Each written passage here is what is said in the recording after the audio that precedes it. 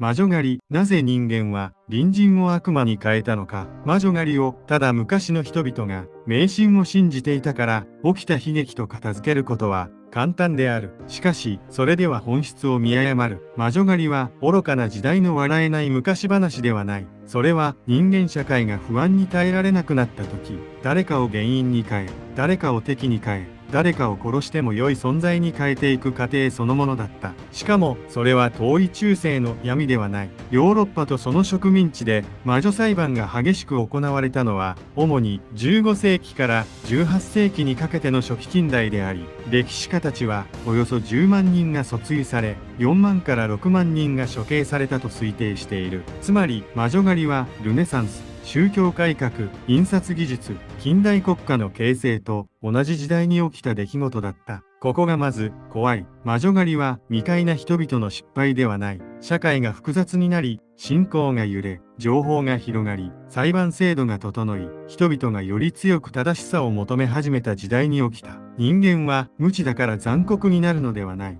時には正しいと信じるからこそ残酷になる。第一章、魔女は森から来たのではない。魔女狩りの恐ろしさは魔女が遠くの怪物ではなかったことにある。魔女は夜の森からやってきた異形の存在ではない。村に住んでいた。同じ教会で祈っていた。同じ井戸の水を汲んでいた。市場で顔を合わせていた。昨日までただの隣人だった。だが、その隣人がある日を境に別のものに見え始める。あの女はいつも独り言を言っている。あの老婆は薬草に詳しすぎる。あの未亡人は夫が死んでから誰にも頼らず暮らしている。あの家だけなぜか雹の被害が少なかった。あの男と口論した翌日に牛が死んだ。あの女の物乞いを断った後、子供が熱を出した。現代ならそれは偶然だと言うかもしれない。だが飢えと病気と寒さの中で生きる人間にとって偶然はあまりに残酷すぎる。偶然は説明にならない。偶然では怒りをぶつける相手がいない。偶然では死んだ子供に顔向けできない。偶然では自分の無力さを認めなければならない。だから人間は原因を探す。誰かがやったのだ。誰かが呪ったのだ。誰かが悪意を持って自分の家を壊したのだ。この瞬間、隣人は隣人でなくなる。人間は人間のままでは殺しにくい。だから、まず相手を人間ではないものに変える。悪魔の手先、神に背いたもの、共同体を腐らせる毒、子供を介する影。そうなった瞬間、人は相手を責めることができる。追い詰めることができる。火に投げ込むことすら、正義に見えてくる。魔女狩りとは、魔女が見つかった事件ではない。人間が隣人を魔女に作り変えていった事件である。第2章、村社会は、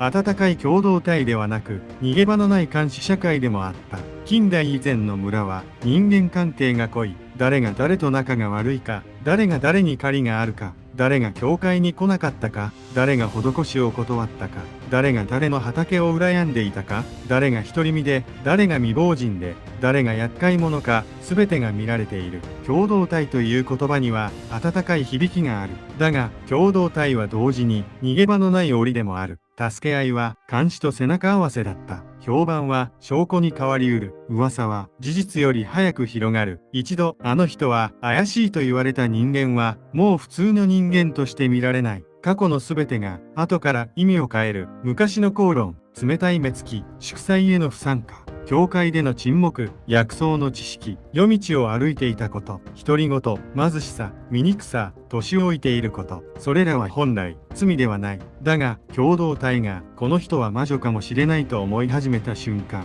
それらは全て証拠になる。これが人間の嫌なところである。人は先に結論を決める。そしてその結論に合う過去だけを拾い集める。あの時も変だった。そういえば昔から君が悪かった。やはりそうだったのだ。こうして普通の人生は後から犯罪の履歴に作り変えられる。魔女狩りは密告の時代である。しかしそれ以上に後出しの意味付けの時代だった。人は誰かを嫌いになった後、その人を嫌う理由をいくらでも見つける。そして恐ろしいことにその理由を見つけているうちに自分が正義の側にいると本気で思い始める。第3章、貧困は人間から寛容を奪う。魔女狩りの背景には信仰だけではなく寒さと飢えがあった。16世紀から17世紀のヨーロッパでは気候の悪化、凶作、疫病、戦争、宗教対立が重なった。歴史家ボルフガング・ベーリンガーは、小氷期の気候不安と魔女観念の結びつきを論じ、天候を操る力が魔女の伝統的能力と考えられたこと、異常気象への反応として魔女告発が機能したことを指摘している。飢えた社会では人は優しくなれない。食料が余っている時代なら貧しい老婆にパンを分けることもできる。だが自分の子供に食わせる分すら足りない冬に、隣人へ分けるパンなどない。老婆が戸口に来る。少しだけ分けてくれないか。断るしかない。こちらにも家族がいる。こちらにも明日がある。老婆は何かをつぶやいて去る。それはただの失望かもしれない。寒さの中で漏れた独り言かもしれない。だが断った側の心にはトゲが残る。悪いことをした。恨まれたかもしれない。呪われたかもしれない。数日後、子供が高熱を出す。その瞬間、罪悪感は恐怖に変わる。人は自分が冷たかったことを認めたくない。だから相手を恐ろしい存在に変える。あの女が呪った。これはただの迷信ではない。これは良心の痛みから逃げるための物語でもある。人間は自分の罪悪感に耐えられないとき、相手を悪者にする。自分が見捨てた人間を見捨てられて当然の存在に変える。これが魔女狩りの底にある最も嫌な心理である。人は弱い者を助けられなかったとき、その弱い者をさらに嫌うことがある。なぜならその存在が自分の冷たさを思い出させるからだ。だから貧しい女はただ貧しいだけで危険だった。彼女は助けを求める。助けられない者に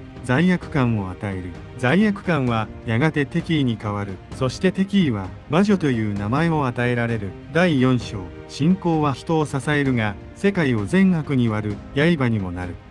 宗教は人々に慰めを与えた。子供を失った親に死後の救いを語った。飢えた農民に神の秩序を語った。戦争で荒れた社会に善と悪の構図を与えた。だがその構図は時に人間を危険にする。宗教改革以後のヨーロッパではカトリックとプロテスタントが対立し、信仰の正しさが政治と社会を引き裂いた。社会経済的問題、法制度の変化、宗教的動揺が魔女狩りの時代の重要な前提だった。不安な時代ほど人は世界を単純に見たがる。神の側か悪魔の側か、正しいものか堕落したものか、守るべき共同体か排除すべき異物か。この二分法は気持ちがいい。なぜなら自分がどちら側にいるかを決めれば迷わなくて済むからだ。世界が複雑であることに耐えなくて済むからだ。本当は村の不幸には多くの原因がある。気候、病気、栄養不足、税、戦争、偶然、無知、制度の弱さ。だがそれらは見えにくい。理解しにくい。怒りを向けにくい。しかし魔女は見える。村の中にいる。名前がある。顔がある。捕まえることができる。人間は見えない原因より見える敵を好む。ここに魔女狩りの誘惑がある。魔女を殺せば世界が少し整ったように見える。不安に名前がつく。最悪に犯人ができる。共同体は自分たちが正義を行ったと思える。だがそれは錯覚である。牛が死んだ理由は消えない。寒さは止まらない。病気は治らない。貧困は解決しない。戦争は終わらない。ただ誰かが死ぬ。それでも人々は安心する。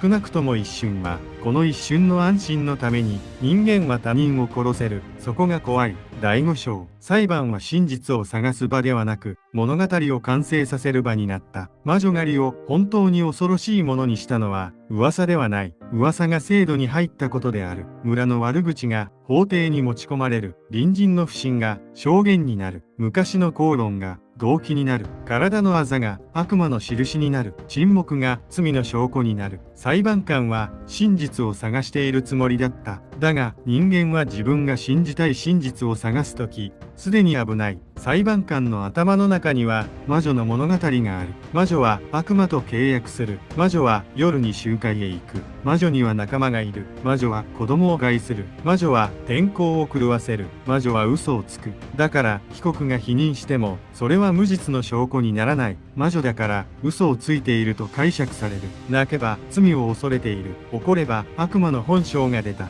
祈れば敬虔なふりをしている。黙れば悪魔に口を閉ざされている。自白すればやはり魔女だった。逃げ道がない。これは裁判の形をした罠である。特に拷問は魔女狩りを連鎖させる最大の装置だった。苦通の中で人は真実ではなく相手が求める答えを探し始める。ヨーロッパの魔女裁判では地域や法制度によって差はあるが、拷問や証拠基準、上訴制度のあり方が裁判の暴走を左右した。バークレー法学部の展示でも魔女狩りの地域差には法制度や小規模な政治単位の弱さが関係したと説明されている。拷問を受けた人間はまず否認する。私は違う。神に誓って違う。そんなことは知らない。だが苦痛は続く。眠らせてもらえない。体を縛られる、吊るされる、責められる、また同じ質問をされる。そのうち問いの意味が変わる。真実は何かではなくなる。どう答えれば終わるのかになる。そしてついに言う。私は魔女です。悪魔と契約しました。夜の集会に行きました。裁判官は自白を得たと思う。共同体はやはり魔女だったと思う。告発者は自分は正しかったと思う。だが実際に生まれたのは真実ではない。制度によって作られた物語である。そしてもっと恐ろしいのはその次である。仲間は誰だ？この問いが地獄を広げる。苦痛に耐えられない人間は誰かの名を言う。知っている名前、嫌いな相手、裁判官が期待していそうな名前、あるいはただ頭に浮かんだ名前。一人の自白が次の逮捕を生む。次の逮捕がさらに次の自白を生む。こうして魔女狩りは自己増殖する。社会は真実を暴いているつもりで自分自身の妄想に証拠を与え続ける。第6章。弱い者は弱いからこそ怖がられた。魔女として疑われた者の多くは女性だった。特に年長の女性、貧しい女性、未亡人、地域で孤立した女性が疑われやすかったが、男性もまた告発されており、国や地域によって比率は異なる。英国国立公文書館も近世イングランドの魔女裁判資料の中で男性が疑われた例を紹介している。ここで大切なのは女性差別があったで終わらせないことだ。もちろん家父長制社会の中で女性は疑われやすかった。女は理性が弱い。悪魔に誘惑されやすい。体や出産に関わる。薬草や治療に関わる。男の秩序から外れやすい。そうした偏見は魔女狩りを支えた。だがそれだけでは足りない。魔女にされたのは単に女だったからではない。弱いのに厄介な存在だったからである。貧しい未亡人は社会的には弱い。だが共同体に罪悪感を与える。助けを求める。断れば恨まれたように感じる。何も持っていないから失うものがないように見える。だから怖い。老女は力では弱い。だが長く生きている。村の過去を知っている。誰が誰に何をしたかを覚えている。だから怖い。薬草を知る女は医師ではない。だが病気と出産と死に近いところにいる。治れば感謝される。治らなければ疑われる。だから怖い。孤立した人間は政治力がない。だが守ってくれる親族も少ない。訴えても反撃されにくい。だから標的にしやすい。つまり彼女たちは弱いから狙われた。同時に弱いのに不気味だから恐れられた。人間は自分より強いものだけを恐れるのではない。自分が見下している相手に心のどこかで怯えることがある。大した力などないはずだ。だがもし何かしていたらこの矛盾した感情が魔女像を育てた。見下しと恐怖、嫌悪と罪悪感、軽蔑と依存。その混ざった感情のはけ口として魔女は作られた。第7章。告発者もまた自分を正義だと思っていた。ここを間違えると魔女狩りは浅くなる。魔女狩りは単に悪人が善人を陥れた事件ではない。もちろん悪意はあった。財産争いもあった。嫉妬もあった。復讐もあった。面倒な隣人を消したいという欲望もあった。だがそれだけではない。告発者の多くは自分を悪人だと思っていなかった。むしろ自分は被害者だと思っていた。子供を殺された。牛を呪われた。畑を潰された。家を壊された。共同体を守らなければならない。神の敵を放置してはならない。こうして人は自分の憎しみに正義の衣を着せる。これが一番怖い。むき出しの悪意はまだわかりやすい。だが正義になった悪意は止まらない。なぜなら本人にとってそれは悪意ではないからだ。善行だからだ。守るためだからだ。子供のためだからだ。神のためだからだ。村のためだからだ。人間は自分の残酷さに大義名分が与えられた時、驚くほど冷酷になれる。石を投げる手は震えない。証言する声は怯えながらも確信を帯びる。処刑の日、人々は恐怖しながらもどこかで安心している。あれで村は救われる。だが救われない。魔女を一人殺しても不行は終わらない。すると次の魔女が必要になる。人間は間違った方法で安心を得ると、その安心をもう一度欲しがる。だから魔女狩りは終わらない。一人では足りない。一人殺しても世界が良くならないなら、まだ隠れている魔女がいることになる。こうして失敗した暴力はさらに大きな暴力を要求する。第8章、沈黙した隣人たち。魔女狩りで重苦しいのは告発した人間だけではない。沈黙した人々もである。隣人が連れて行かれる。昨日まで普通に話していた人が縄で縛られている。泣き叫ぶ。否認する。神に誓う。それを見て誰かは思ったはずだ。本当に魔女なのか、違うのではないか。これはおかしいのではないか。だが、その声は口から出ない。なぜなら、かばえば疑われるからだ。あの女をかばうのか、魔女の仲間ではないのか、なぜそこまで肩を持つのか、何か知っているのではないか。沈黙は安全である。自分の子供がいる。自分の家がある。自分の畑がある。自分の生活がある。だから黙る。この沈黙を、現代の私たちは、簡単に責められるだろうか。人は自分が危険にならない範囲でしか正義を語れないことがある。命がかかればなおさらだ。魔女狩りの社会では勇気ある一言が自分の処刑につながるかもしれなかった。だから人々は目を伏せる。見なかったことにする。あの人は本当に怪しかったのかもしれないと自分に言い聞かせる。これもまた人間の嫌なところである。人は助けなかった自分を守るために助けられなかった人間を悪く思おうとする。あの人にも問題があった。疑われるだけの理由があった。火のないところに煙は立たない。この言葉は加害者のためだけにあるのではない。傍観者が自分の沈黙を正当化するためにも使われる。魔女狩りは告発者だけが作ったのではない。沈黙した人々もまたその空気を支えた。社会は悪人だけで壊れるのではない。黙っている普通の人々によっても壊れる。第9章、支配者は魔女狩りを止めたのか、利用したのか。支配者たちの態度は一様ではなかった。ある者は魔女狩りを進めた。悪魔との戦いを掲げれば民衆の不安に応えることができる。信仰の純粋さを示すことができる。秩序を守る支配者として振る舞うことができる。我々は悪を放置しない。この姿勢は政治的に強い。不安な民衆は強い言葉を求める。敵を名指しする指導者を求める。複雑な原因を説明する者より犯人を断言する者に惹かれる。だから権力は魔女狩りを利用できた。一方で支配者や上級裁判所の中には魔女裁判を抑えようとした者もいた。それは必ずしも近代的な人道主義だけではない。あまりに多くの人間が告発されれば地域社会が壊れる。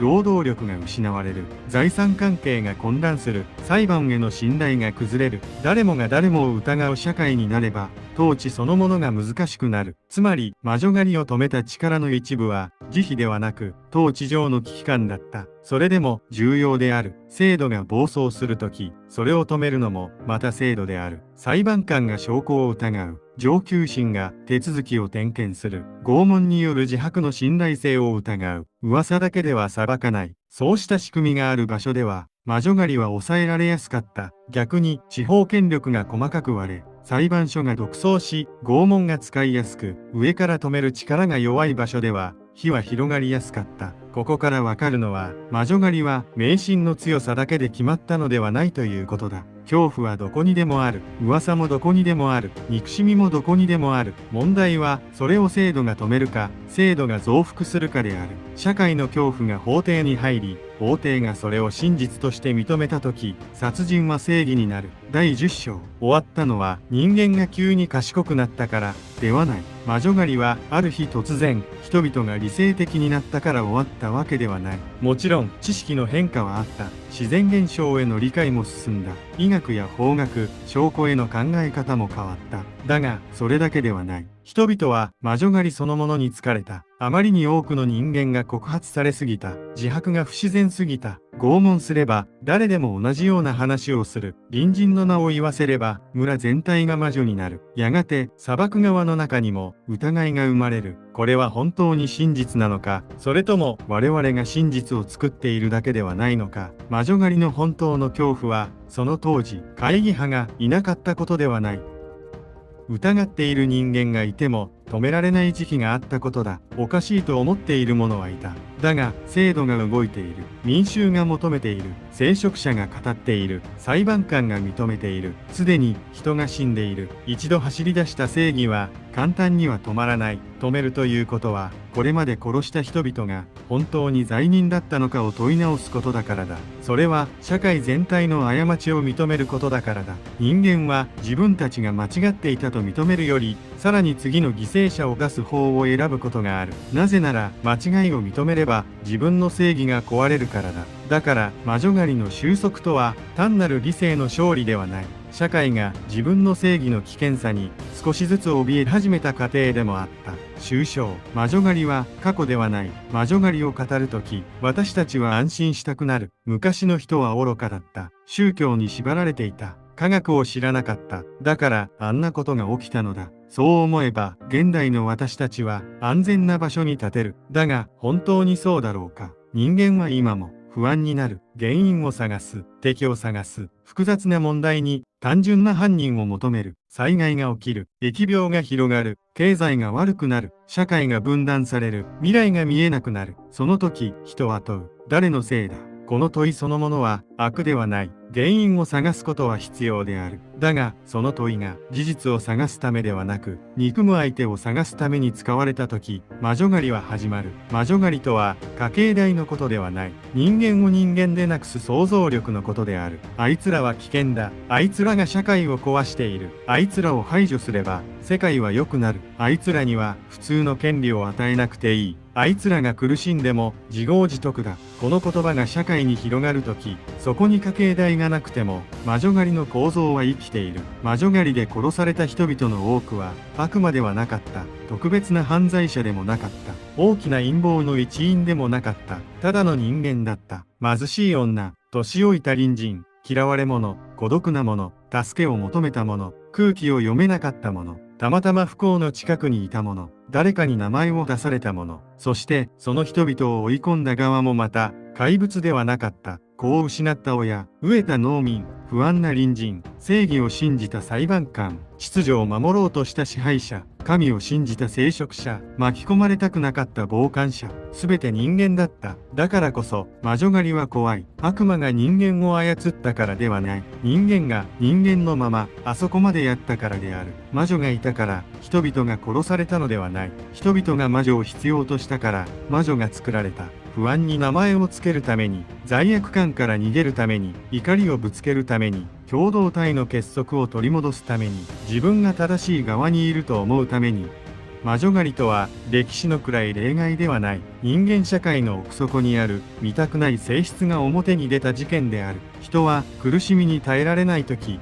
意味を求める。意味が見つからないとき、犯人を求める。犯人が見つかれば罰を求める。罰が与えられれば安心したがる。だが、その安心は偽物である。本当の原因はまだそこにある。寒さも飢えも病も貧困も戦争も不安も孤独も何一つ消えていない。ただ誰かが死んだだけである。魔女狩りが私たちに突きつけているのは過去の人々への嘲笑ではない問いである。自分がその村にいたらどうしたか。隣人が連れて行かれるのを見て声を上げられたか。子供を失った時偶然を受け入れられたか。社会があいつが悪いと叫ぶ中で本当に立ち止まれたか。その答えを簡単に自分なら大丈夫と言えないところに魔女狩りの歴史的な重さがある。家計代は消えた。悪魔裁判も消えた。だが人間が誰かを悪魔に変える力はまだ消えていない。魔女狩りとは暗い過去の話ではない。それは人間が恐怖に負けた時、自分の正義でどこまで残酷になれるのかを示す歴史からの警告である。チャンネル登録、高評価お願いします。